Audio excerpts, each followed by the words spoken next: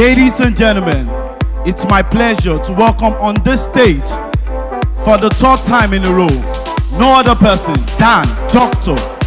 Olumide Emmanuel. Ladies and gentlemen, please a round of applause for him as he come up. You can do better, guys. You can do better. Thank you, sir. It's an honor. Hello, billionaires. Hello, billionaires. Please be seated. Thank you all for honoring our invitation to be a part of World Summit 2022. Pertinence is 10, and we are so excited because of the journey so far and all the success stories that we have been able to see happen. Like I've said over and over again, every time we have an opportunity to gather, when people gather to learn and take advantage of opportunities like this, is because they are very, very passionate about their personal development. So I want to thank you all for taking time out to come, because I believe very strongly that what you will learn today, plus what you have learned, as you put them to work, you'll be part of the next success story. And I want us to also appreciate Wisdom and Sunday, the brains behind Pertinence Group. Let's appreciate them for their lives and their journey. And let's also appreciate all the speakers that has been part of today's journey. Thank you all for coming to be a part of this journey. If you do not have a copy of the School of Money book, you need to get a copy. The School of Money book is known as the Bible of Wealth Creation, and we have them out there. And then the Pathway to Wealth is also out there. Now, today, within the next few minutes that I have to share with us, I want to focus on sustaining wealth in this new era. Sustaining wealth in this new era. Over the years, we've been able to produce thousands of millionaires and hundreds of billionaires. So a lot of people that have been a part of the journey of empowerment that we have done. This year makes it 33 years of empowering people. So we already have a lot of people that are beginning to operate in that realm of millions, and some are beginning to operate in the realm of billions. But the challenge is sustainability, and that's what I want to focus on today, because every time we come every year, it's very, very important for us to continue to grow in our wealth creation journey. When you begin to sit down to study rich and wealthy people all over the world, one of the things that you begin to realize is that there are people alive today whose grandparents were very wealthy, but they are poor. There are people alive today whose parents were very wealthy, but they are poor. So you find out that when you look all over Africa, when it comes to wealth, when it comes to organizations, hardly will you be able to see a family where wealth has transcended from one generation to the other, even to the third and the fourth generation. So you find out that a lot of wealthy people that exist today are more like the first generation of wealthy people within their family. So most likely, when you see wealthy people today, their parents are poor or their grandparents are poor, and then they tell you about the story of how they have been able to break through that barrier of poverty and come into a place of wealth. But when you also sit down with them, you find out that one of the major fear of a lot of people that are first generation wealthy people is the fear of, will this wealth that I have been able to create, will it live beyond me? So you see a lot of people thinking of how to ensure that their children and those that have come after them are better positioned and better equipped, so that the wealth that they are creating can transcend beyond them. Now, in the month of March, we have a group known as the Billionaires Conclave. Wisdom, Olumide, Timothy, they are all parts of that organization. And we have a lot of people that we're training and mentoring to be able to help them to build sustainable wealth on the continent and even in the world. And our focus in the month of March, in our meeting this year, was building transgenerational wealth. Why? Because we're trying to help people to understand that it's not just enough for you to become wealthy for yourself. You need to be able to build transgenerational wealth and build transgenerational organizations. And we began to look at some of the organizations that have not been able to move beyond 20 years, 30 years of their existence. And we also did a case study of some organizations that have transcended 50 years and 100 years. And one of the things I shared with them, which is part of what I want to reveal to you today, is the fact that one of the reasons why a lot of organizations and a lot of wealth does not go beyond the first generation to become sustainable is because most of the time, the first generation is always a pioneering generation. When people are pioneers, they have that drive and that passion to make sure that they push and push and push until they're able to come into a place that makes this easy for them. So the first generation is always a pioneering generation, but by the time the second generation comes, unfortunately, the second generation most of the time becomes a maintenance generation. So the second generation begins to focus on how they can maintain what the first generation has created and pioneered. By the time we get to the third generation, you find out that the third generation have become an entitlement generation. Because most of the time, the third generation are people that are born into a place where they have not been able to understand the struggles of the first generation. They were born into wealth, they were born into ease, they have been able to leverage on the possibilities that have been created by those that have gone ahead of them. So you now find out that by the time we get to the third generation, the wealth begins to fizzle out instead of being sustained. So in order for wealth to be sustained and in order for wealth to become transgenerational, every generation must be a generating generation. So the first generation must be a generating generation that continues to generate wealth. The second generation must be a generating generation that continues to generate their own wealth while also maintaining the wealth of the first generation. So they use the wealth of the first generation as a leverage to speed up their own journey while generating their own wealth with the uniqueness of their environment and the uniqueness of their own generation. And the third generation should never be an entitlement generation. The third generation should appreciate whatever they have received as a gift of grace and as an opportunity to move faster and make greater impact. So the third generation should also be a maintenance generation that is also a generating generation, because you find out that even though we have one world, we have different seasons. So seasons will always change, time will always change. And that's why we say to people that in the world that we live in today, you have to learn, unlearn, and relearn continually. So in sustaining wealth in today's era, there are a few things that I want you to take note of. And let me just narrow it down to two. Number one, what is your definition of wealth? And then number two, how real is your wealth? If you are going to sustain wealth in this new era, you need to have the right understanding and the right definition of wealth. Number two, you need to answer the question of how real your wealth is.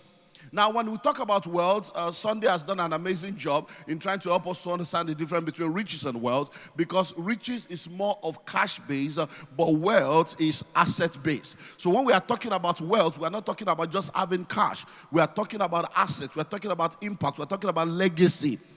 So it's very, very important for you to know that if you are going to sustain wealth in this new era, you have to have the right understanding and the right definition of wealth. When you get the book Pathway to Wealth, one of the things that I did in that book is to help us to understand who a millionaire is, and then to help us to understand what wealth is, and then we looked at the components of true wealth. Now, if all you have is money, you are poor. If all you have is money, you are poor. If all that you can lay claim on is that you have money, you are not really a wealthy person, because wealth is beyond money. So when we look at what I call the components of true wealth, there are some things that has to be in place in order for you to say you are truly wealthy, because they are all the ingredients and components that come together to really create and define a truly wealthy person. Number one, strategic relationship.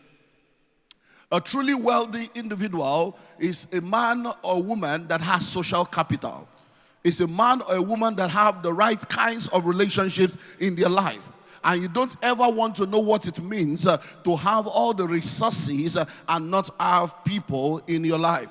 There are a lot of people that have done a lot of things to try to get money. They've kicked out people, they've maligned people, they've defrauded people, and they've done all kinds of stuff only for them to now have the money and there's no one to enjoy the money with.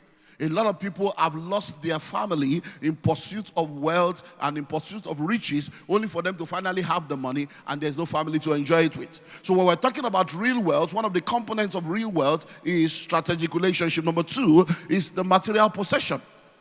Material possession, which is assets. So you need to have assets, and I'll come back to that. Number 3 is cash. And that's very, very much part of wealth, but that is just one component of wealth, because if all you have is cash, then you're not truly wealthy. Number 4 is experience. Experience is wealth. That's why we talk about wealth of experience. Number 5 is knowledge and skill. Knowledge and skill, because in the world that we live in today, knowledge is the new money, and those who know rule over those who do not know. To the degree that you are ignorant, that's to the degree of bondage that you're going to be experiencing in your life. Number 6 is health. Health is wealth. You don't ever want to know what it means to gather money, and after you have all the money, you don't have the health to enjoy the money. There are a lot of people that have lost their health in pursuit of money, and now they have the money, and they are trying to use the money to buy back their health. And then finally, faith in God. Faith in God. We have said it over and over again. You are either in the secret cult or you are in the secret place. If anyone is deceiving you to think that you can operate in the marketplace without secret, that's a high level of deception. The world that we live in today trades on secrets, and that's why it's called trade secrets. So you are either in the secret cult or you are in the secret place. Everybody is using something. Just be sure that what you are using is the right thing. Everybody is using something. So the question is, which one are you using? Because many times we see the marketplace as just a secular place, but that's a deception. The marketplace is not just a secular place. The marketplace is a highly spiritual place. There are spirits that are functioning in the marketplace.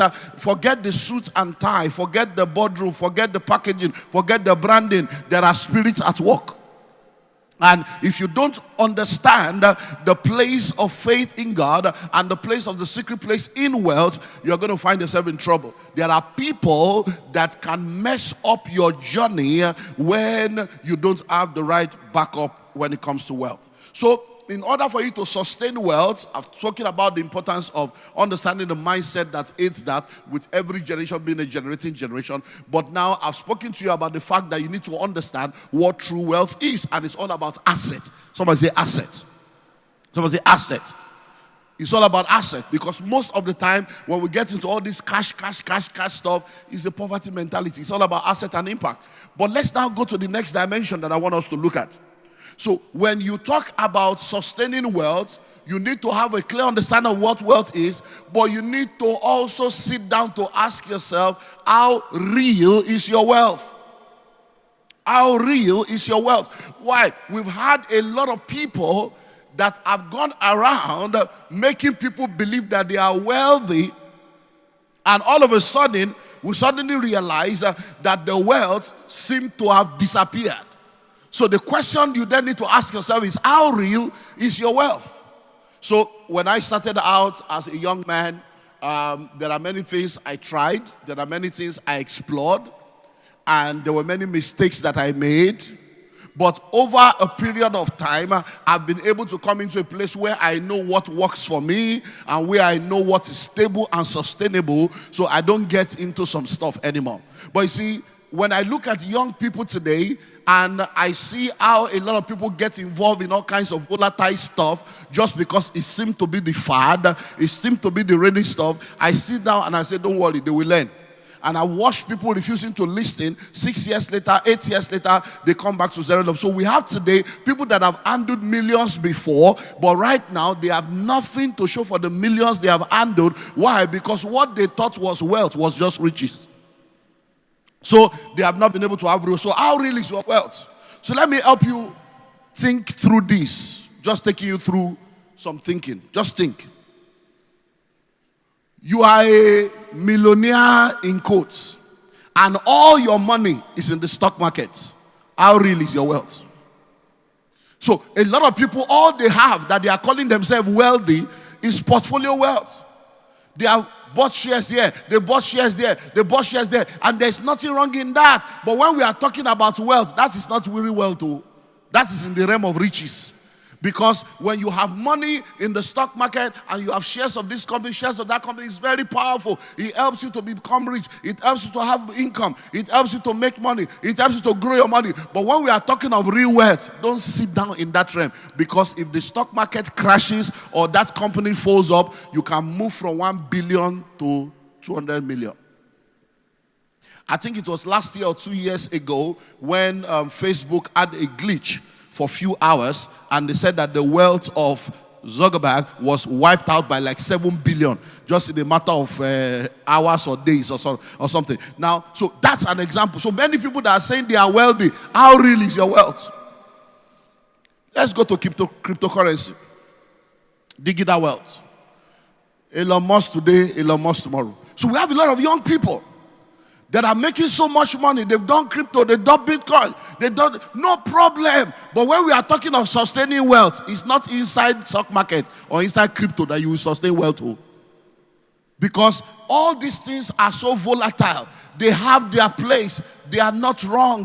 You can use them on your journey to make money, to increase the money. But when it comes to wealth that is sustainable, you have to ask yourself, how real is your wealth?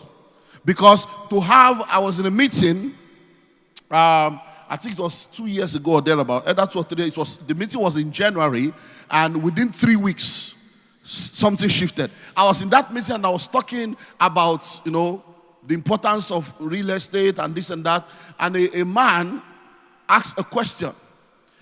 And I said, what's the question? He said, sir, I follow you, but I see that you have this bias for real estate. You're always talking real estate. But you see, cryptocurrency is real. There's so much money in cryptocurrency. It's so real. So what do you have to say? Because every time you just be talking real estate. So when he finished, I said, well, I just want to ask you a question. Right now, as you are talking to me right now, how much is your total net worth in that crypto world? He said, I have like 38 million. I said, wow, wonderful. I said, so how many houses do you have? He said, I don't have a house. I'm a tenant, but I pay my bills. I said, you are a poor man. I said, you are a poor man. I said, look, I will advise you. If you truly have 38 million in crypto, go and remove 30 million now, cash. Go and buy 2 bungalows at 15 million. And then begin to make money from it. That is a cash flow producing asset. And then let the remaining 5 to 7 million in crypto continue to grow. He said, no, you don't understand. I said, all this, do you know what happened in less than 3 weeks? That crypto thing crashed. And then I got an email. And the man was insulting me and fighting me. And he said, sir, I'm the one that asked you a question, but I thought they said you are a pastor. When you knew that the crypto was going to crash, why didn't you tell me? You are now telling me to go and sell 30 million. So you already knew that it was going to crash. And I'm like, hey, baby, see trouble. How real is your wealth? How real is your wealth? Let me take you to another thought dimension. Because sustaining wealth, I've been around for a while. Hey, he's a rich man. She's a rich woman. Let's wait now. 10 years later, 20 years later, 30 years later, 40 years later, 50. Let's find out whether you are still there. So if you are into portfolio wealth, you need to have a rethink of how to position that portfolio. Number 2, if you are into digital wealth, you need to have a rethink on how to position that digital wealth. Number 3, how real is your wealth? If your wealth is local, you have what I call localized wealth, you need to have a rethink. Why? Because the world is a global village, the internet is the village square.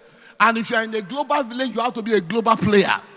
And to be a global player, you cannot have local wealth without global relevance.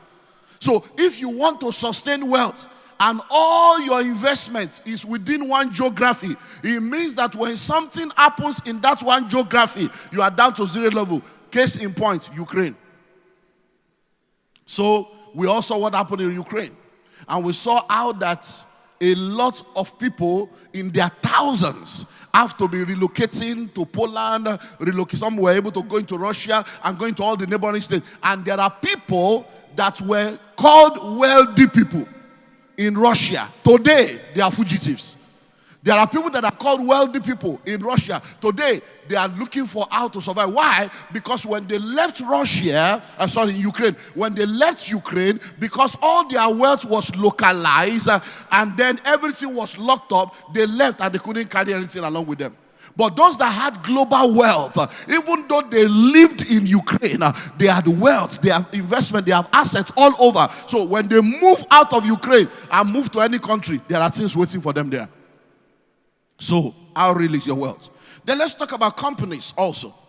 Let's talk about business, because now a lot of people understand that when we talk about the vehicles of wealth creation, all these things are the vehicles that create wealth.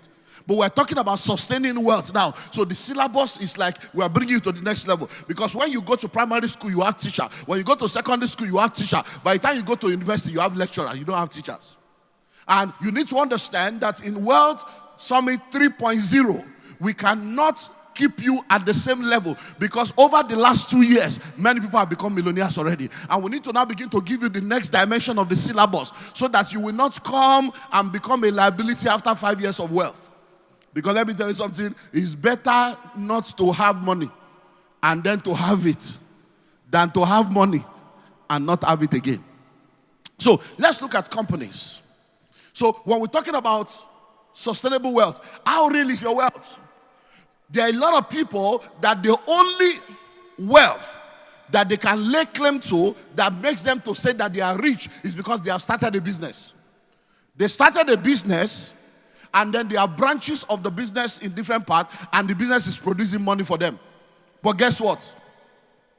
When COVID came, a lot of people that were entrepreneurs, a lot of people that were business people suddenly realized that as COVID came and the entire world was in the lockdown, even though there were entrepreneurs that had businesses, their businesses were in the lockdown. Why? Because their wealth was tied down to just their company, to just the organization that they run. And because the business was locked down, they found themselves in trouble. One of the major, product of our nation that is doing an amazingly wonderful job shared with us in one of the meetings where we hosted her on how that for the first time in her life, in the midst of COVID, she went into deep depression.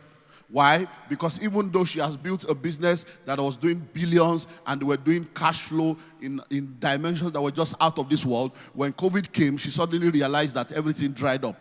Why? Because the business they were doing, even though they had all kinds of stores and all kinds of outlets, it was all about people coming every day to buy and money flowing. And the entire business had to come into a lockdown. And she began to rethink her business model and her business system. So what that tells you, if you're going to build sustainable wealth, when you understand what true wealth is, then begin to sit down to ask yourself, how real is this wealth that I claim to have? How real is this wealth that I claim to have? I don't know if you know about Primark. And a lot of companies are folded up as a result of technology, as a result of COVID, as a result of the disruption in the economy. Primark was a company that, as of 2019, they were doing billions. By 2020, when COVID came in, the company went belly up. Why were they going belly up? They went belly up simply because when they were, before COVID, their business model was all about having an outlet where people can come and buy. But they did not have an online, e-commerce platform. And when COVID came, because of lack of that e-commerce platform, the company was wiped out. And there are a lot of organizations like, so you can have a company, you can have a business. One of the films I'll probably ask you, or movie I'll ask you to go and watch, is called The House of Gucci. The House of Gucci. Now, many of you know the story of Gucci. But today, it will shock you to know that a business that was started, that was supposed to be a generational business, right now, none of the people in the Gucci family owns part of Gucci. Outsiders have come to take over because of a lot of things that are part of true wealth that many people do not consider. Because you are thinking true wealth, you are thinking, I have money. Are you raising a good family? Are you raising good children? Because at the end of the day, you might build what you consider to be wealth, and when you raise irresponsible children, they will wipe it out in one day. So, that's just a few things for you to think about. So let's begin to look at some of the vitals that you need to consider for sustainable wealth. What are the vitals that you need to consider for sustainable? Number one, a good name. A good name. When we talk about true wealth is not about cash. It's about assets. And one of the greatest assets you can have is a good name. One of the greatest assets you can have is the asset of a good name, is the asset of integrity. Listen to me, there are names that opens doors. And when you come into a place where your name has been made great, you have become truly wealthy. And that name, no matter where the name is mentioned, continues to open door, continues to give a leverage. So listen and listen well. If you are one of these get-rich-quick, covetous people that just want to make money anyhow, and you want to mess up your name on the name of money, because at the end of the day, one thing that will help you to sustain wealth is what? Is a good name. We have what they call the Billionaires Club in Nigeria, and a lot of the billionaires we know in Nigeria are part of that club. But there's a man in this country that became wealthy, in quotes, became rich, became a national figure, and every attempt he made to join the Billionaires Club, they kept rejecting him. They said, sorry, you can't be a part of this club. Yeah, we know you have something billion. You cannot be a part of this. And the singular reason why they did not, the two reasons why they did not accept him into that group is, number one, your name. Your name. Your name, when we push your name into the market, the news that comes with your name, the controversies that comes with your name, the stories that come with your name, we don't want that kind of stuff with this group. That everybody here, when we mention their name, nobody will say this about them. Number two, the process of your wealth. You see, everybody here, we can trace how they started. We can trace what they did and what they are doing to become wealthy. But when we look at you, we can see the money. But when we look down, we can't see how there is a wuru to the answer. And this was in the 8 days of this guy. If I mention it, many of you will know it. 8 days of this guy, he was playing in hospitality, playing in oil and gas, playing in the aviation industry, playing today. He's nowhere to be found. He's still alive. But nobody reckons with him anymore. Why? Because like Nee was saying in the first session, it's not about what you do now. Just come out and within 2-3 days, 2-3 years, you are making money and you say you are collecting money. No. It's not that. It's after 10, 20, 30, 40, 50 years. That's why we're going to know whether you are truly wealthy. Number two is positive values. Because when we are talking about sustaining wealth, these are the things that sustains wealth. Positive values.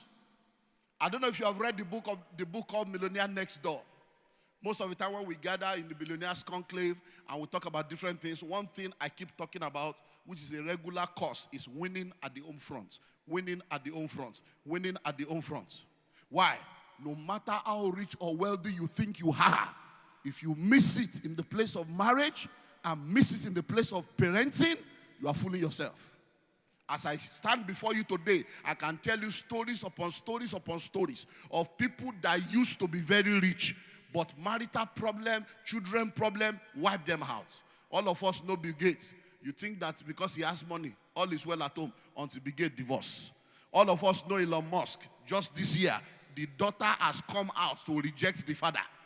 Elon Musk's daughter said, I'm disowning you. You are no more my father. I'm changing my name.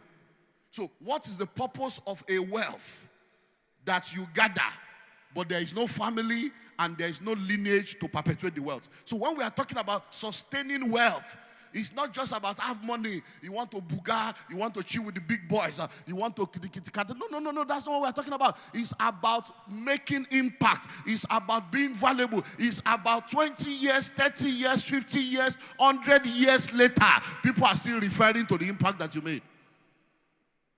So positive values. And this, I want to pick two in that area. Number one is marriage. Number two is parenting. Marriage and Pregnancy. When you read the book, the Millionaire Next Door, one of the things that the book reveals, because I did a research of rich and wealthy people in North America and found out that one of the major common thread among rich and wealthy people is a strong family. Strong marriage, strong family.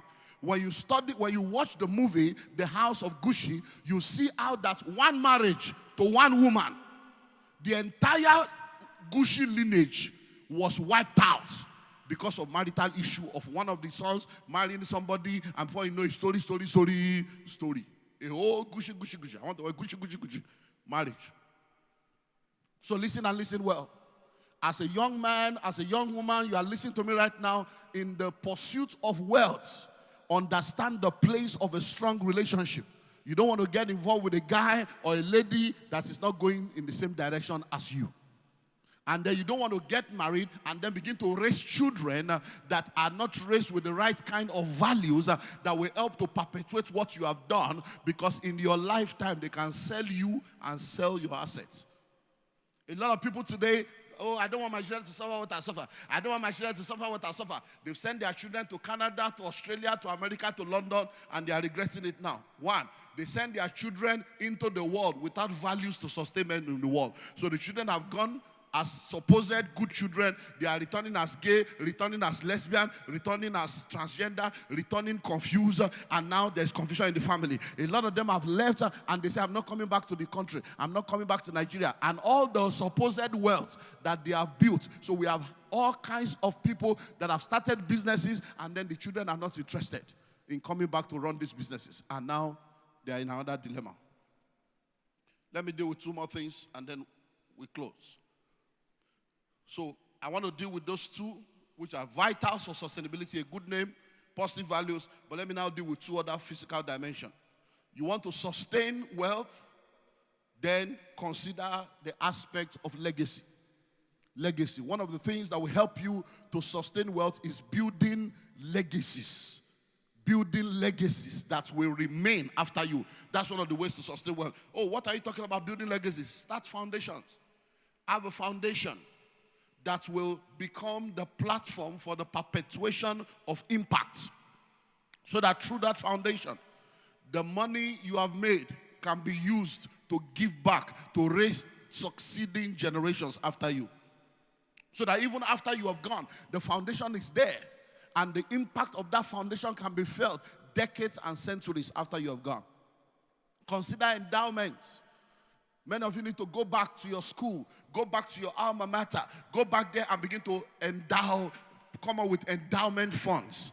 To say, okay, in this school, I'm going to be building this hall. It's going to be the Olumide Emmanuel Hall for economics in the university. I'm going to be putting an endowment that everybody that comes to this school to study economics, everybody that comes to study entrepreneurship, the best 5 students, we have a $1 million or $100,000 or $10,000 endowment fund to support their enterprise. So these are things that will be there.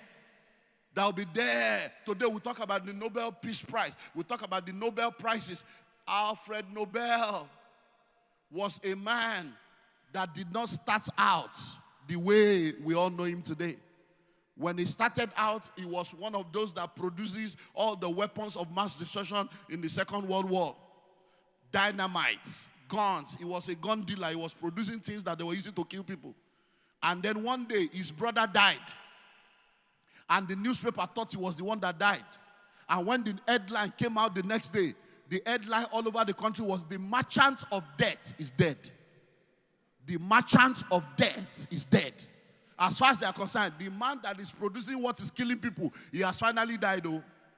And when Alfred Nobel woke up and saw the headline, he said, I'm alive now, I'm not dead.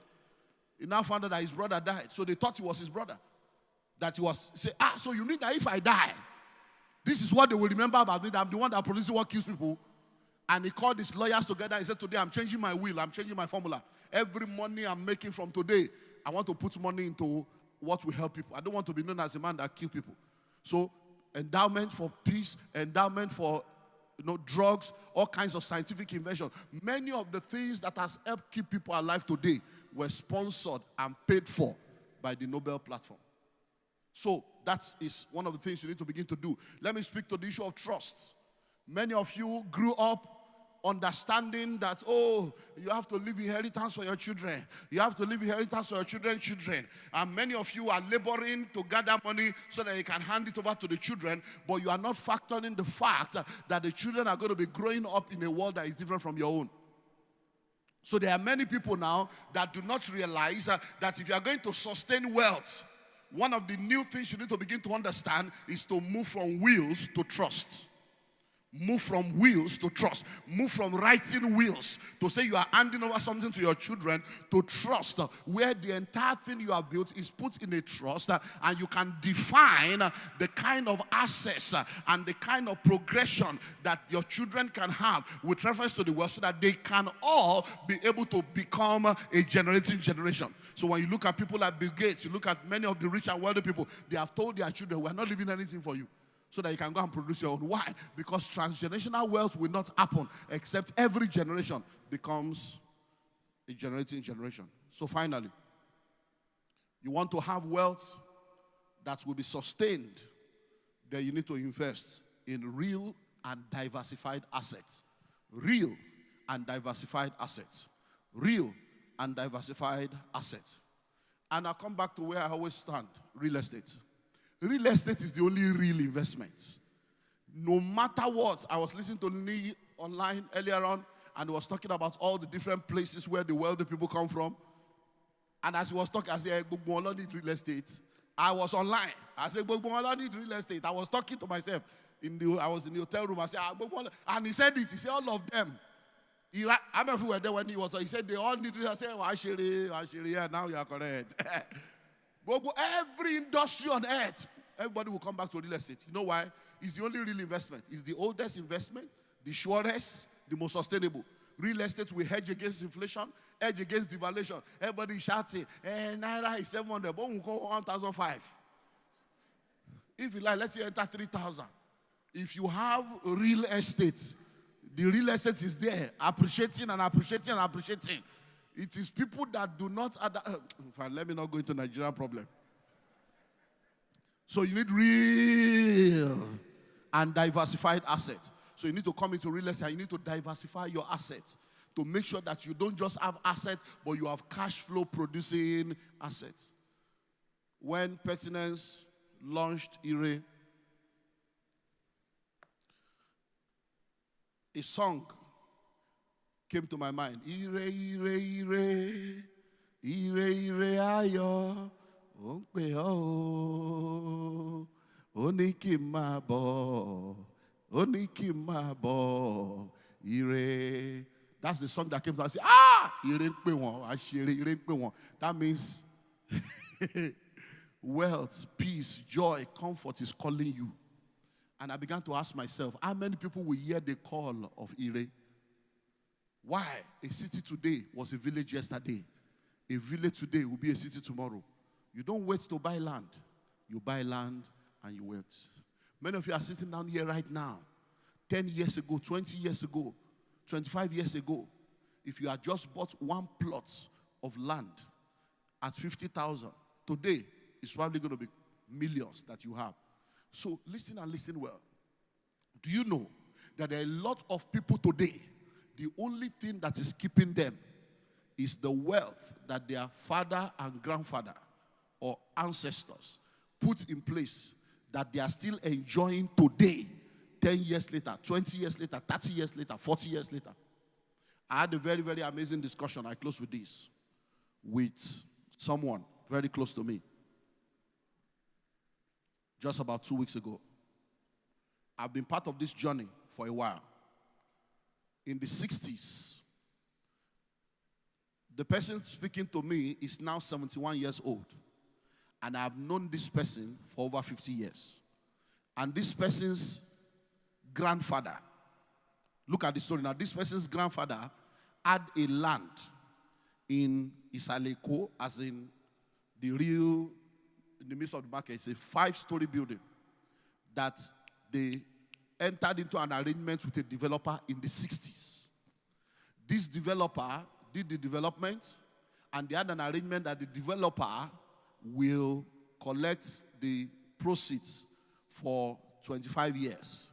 When it was 25 years, many of the people that knew the details of the deal had died, including the lawyer that was involved in the transaction. One of the children of the man was the only one living in that house. Every other person has moved on with their life. Because he was the only one living in that house, he was the only one that really had some little understanding of, you seem as if this is... to cut a long story short, the developer capitalized on the absence of key players and capitalized on the level of that young man and gave him 10 million about 15 years ago. 10 million to extend, to be the one to sign and extend another 25 years for the developer. 10 million. Guess what? The case has been in court, one story after, so everybody, they've been on it because I've been involved in that process. I pray, do this, so they've been involved in it. To cut a long story short, from lower court, they finally won the case at the Supreme Court to discovering that the developer duped them by coming to one person. But where am I going to? Right now, everything has been settled. Do you know how much rent the developer is collecting? Listen, how much rent the developer is collecting every year from that property? 412 million. Yeah, per annum. That's what the developer will be collecting. So the person now came to share the testimony. Say, sir, it's done. It's done. That by October, they are returning the building to us. And that the rent that the developer is collecting is 412 per annum. Okay, so I'm telling you in advance, okay, because I'm at 412. October, I may fall me. So we are going to collect 412 now. And it's 6 of us remaining that we share the money. This is a 71-year-old woman. Okay, so that we know what to do with my own portion. Now, listen, this is a property of the 60s.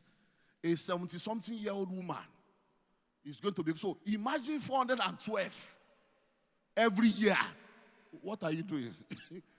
So all of you sitting down here right now, they are now telling you of La Vida Prime.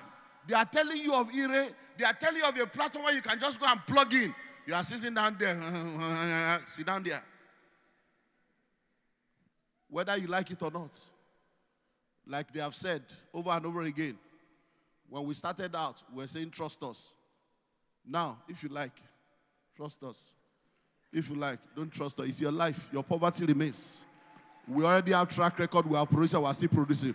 But the question I want to ask you and what I want you to think about is, where your ancestors has failed you, don't fail your descendants. Thank you.